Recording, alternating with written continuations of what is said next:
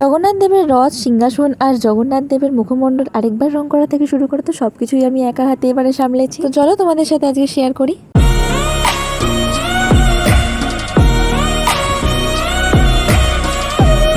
আজ থেকে তো এইটা আমি আগের বছর রং করেছিলাম যখন, তখন এরকম দেখতে লাগছিল সিংহাসনটা। তো সেটাকে মা বলেছিল যে এবারে পুরো রংটা রিমুভলে করে দিয়ে সাদা কালারের রং করার পরে উপর থেকে একটা মানে ওই আলপনা টাইপসের করে দিতে, বাট সেটা আমার পছন্দ ছিল না। মানে আমি এবারে বলেছিলাম যে এরকম কিছু আমি করে দিতে পারবো না, বা যেটা দেখতেও ভালো লাগবে, যেটুকু না করলেই নয় সেরকম করে একটা সুন্দর একটা সাদা কালার নিয়ে আমি এখানটাতে রং করতে বসে গেছিলাম। আর সারাউন্ডিংয়ে যে কালারগুলো আমাকে এখানে করতে হবে বা যেগুলোর উপর থেকে আমাকে রংটা চাপিয়ে দিলে দেখতে সুন্দর লাগবে, তো সেটা আমি এখানে কমপ্লিট করে দেওয়ার চেষ্টা করেছি। যারা চ্যানেলে নতুন, যারা এখন আমাকে সাবস্ক্রাইব করোনি, তারা অবশ্যই আমার চ্যানেলটিকে সাবস্ক্রাইব করে নিও, পাশে থাকা বেল আইকনটি প্রেস করে। যারা ফেসবুক বা ইনস্টাগ্রামে এখন আমাকে ফলো করোনি, তারা অবশ্যই ব্রততীর ব্রতকথা আমাকে এটা ফলো করে নিও। পার্সোনালি কিছু কন্টেন্ট দেখার জন্য আমাকে মিস ব্রততী ব্যানার্জিতে ফলো করতে পারো, আর মিস ব্যানার্জি ব্রততীতে আমাকে দেখতে পারো আমার পার্সোনাল ব্লগ সার্চ। ব্রততীর ব্রতকথাতে আমাকে সার্চ করতে পারো, সেখানটাতে আমি আমার আর্ট রিলেটেড ভিডিওগুলো শুধু ছাড়তে থাকি।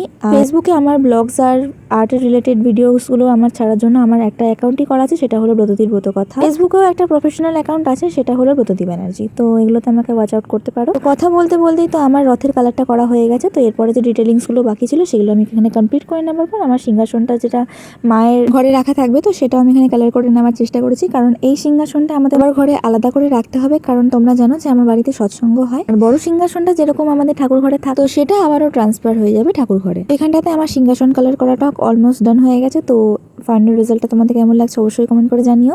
এরপরে যে জগন্নাথ, বলরাম, সুভদ্রা আছে, এনাদেরও করার দায়িত্বটা ছিল, কারণ 1 বছর হয়ে গেছে এনাদের রং করা হয়নি। তো এবছর সুন্দর করে রং করতে হবে। তো লেটস স্টার্ট। তো ফার্স্টেই আমি এখানটাতে সবার যে চটলাগুলো উঠে গেছিলো সেগুলো আমি এখানে ফিল আপ করার চেষ্টা করেছি। তো দেখতেই পাচ্ছ কি লেভেলের একটা বিচ্ছিরি অবস্থা হয়ে গেছে। আমি বলরামের মুখটা সাদা অলরেডি করেই দিয়েছিলাম, কারণ সাদা রংটা শুকাতে টাইম লাগবে।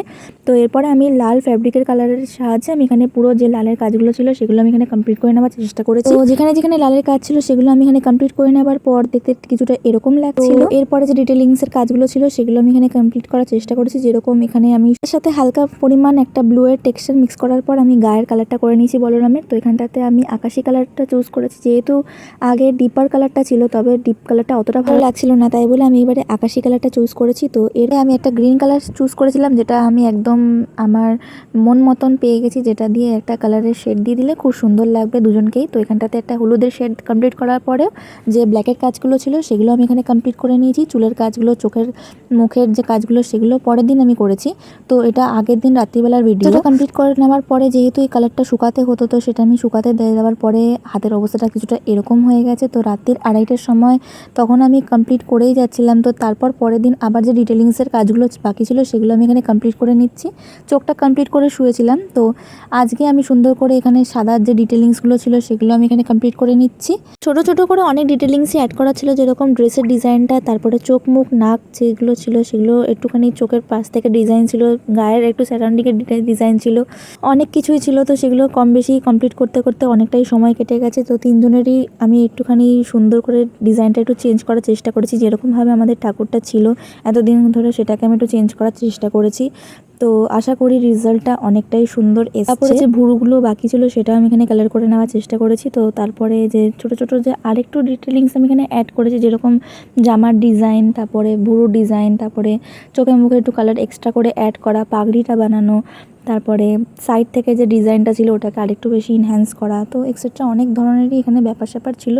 তো সেগুলো আমি এখানে কমপ্লিট করার চেষ্টা করেছি। এবার দেখে মনে হচ্ছে যে একটা ভিডিওর মধ্যে জিনিসটা কমপ্লিট হয়ে যাচ্ছে, বাট এটার জন্য আমাকে 3 দিন টাইম দিতে হয়েছে, কনস্ট্যান্টলি কাজটা আমাকে করতে হয়েছে, তবে কি জিনিসটা কমপ্লিট হয়েছে। একটা দিন পিঁড়ি বা বলো রথটা আর সিংহাসনগুলো কমপ্লিট করতে লেগে গেছে, একটা দিন ঠাকুরগুলো পরিষ্কার করে সুন্দর করে রেডি করতে লেগে গেছে, একটা দিন শুধু টাইম লেগেছে হচ্ছে কালারটা শুকাতে, কারণ একটা কালার না শুকালে তুমি আরেকটা কালার এই কালারটার ওপর থেকে চাপাতে পারো না। তো এখানে আমি তোমাদের দেখিয়ে দিচ্ছি কিভাবে কালারটা করেছিলাম। আর কালারটা কমপ্লিট করার পর কেমন লাগছে অবশ্যই কমেন্টটা করে জানিয়ে দিও যে তোমাদের কেমন লাগলো রেজাল্টটা। তো এরকম ঠাকুরগুলোকে সাজিয়ে নেওয়ার পর সেগুলোকে শুকিয়ে নেওয়ার একটা টাইম দিতে হবে। তো 1 ঘন্টা মতো সেটার জন্য আমি ছেড়ে দিয়েছিলাম।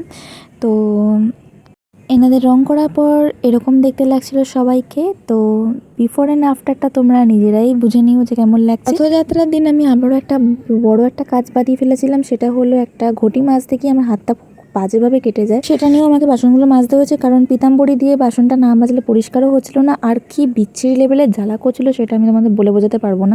একটা খুব ধারালো একটা ঘটি ছিল, তো ওইটা মাজতে গিয়ে আমার এই হাতের অবস্থা হয়েছে।